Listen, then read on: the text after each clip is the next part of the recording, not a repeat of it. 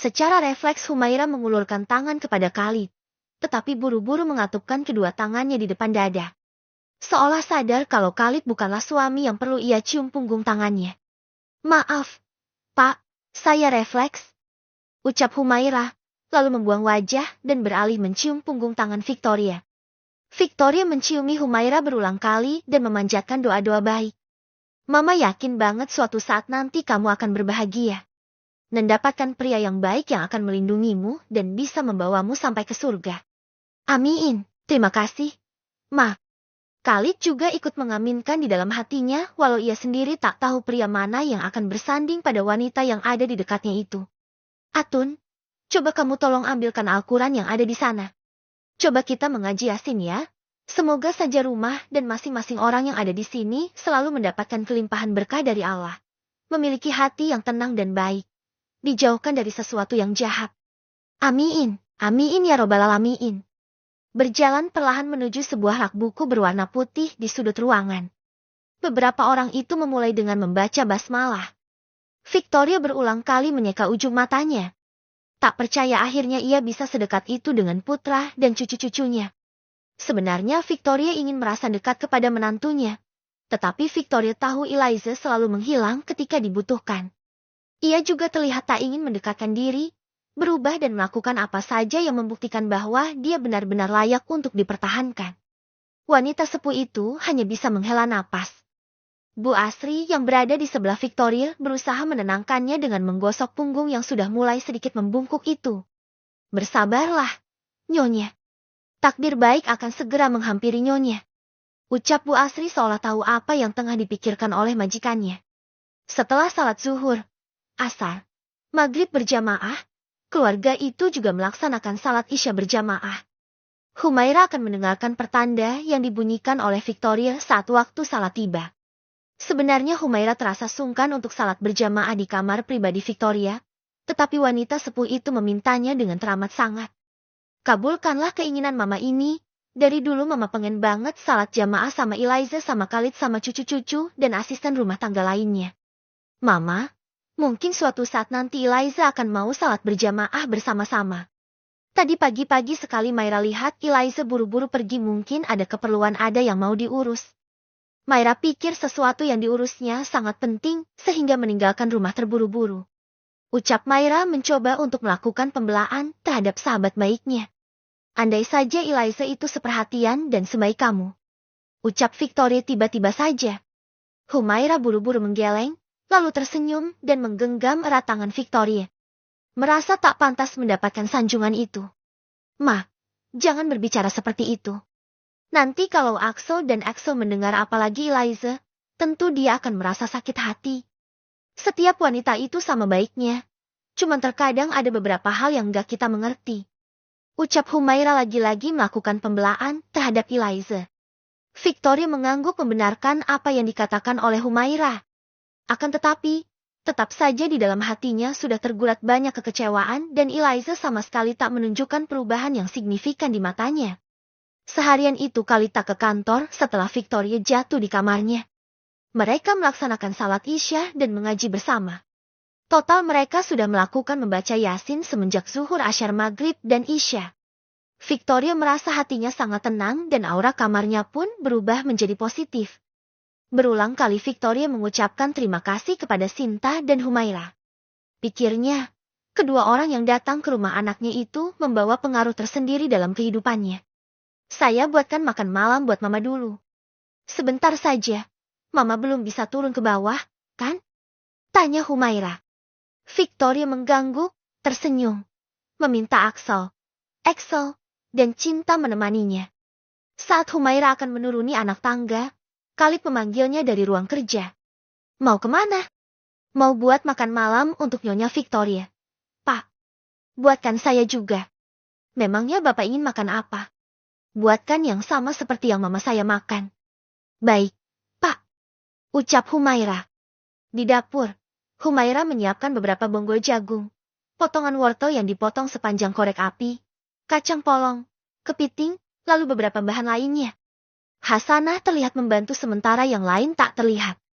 Mungkin di kamar mereka karena tak ada jamuan makan malam seperti biasa. Karena Eliza belum kembali, juga Axel, dan Cinta dibelikan pizza dan smoothie sehingga ruang tengah tampak temaram karena tak dinyalakan lampunya.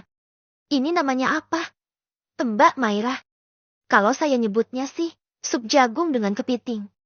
Dulu almarhum ayah mertua saya sangat suka makanan ini. Kenang Humaira lagi-lagi bersedih ketika sadar bahwa ia sama sekali tak ada hubungannya dengan Chandra, Nurjana, atau apapun yang ada di belakang itu semua. Hasanah mengetahui kesedihan Humaira dan mencoba untuk memberikan pelukan. Sudahlah, Mbak Maira jangan menoleh lagi ke belakang. Semua akan indah pada waktunya.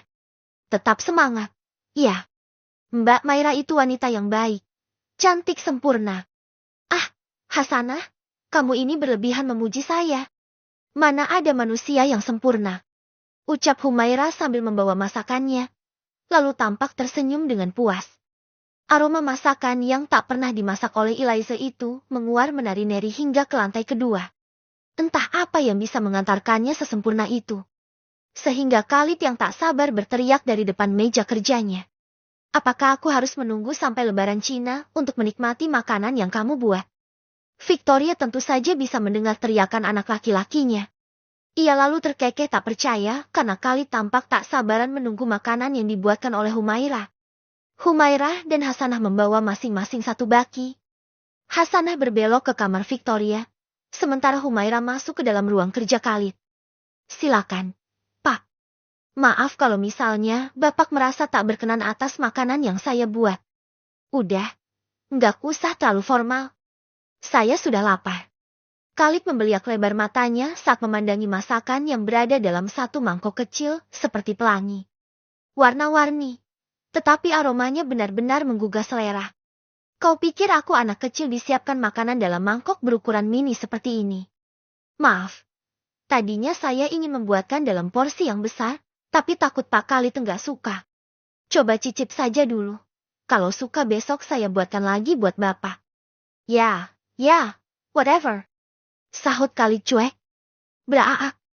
Humaira baru saja akan keluar dari ruangan itu. Tetapi terkejut saat Khalid membanting sendok supnya. Maaf, Pak.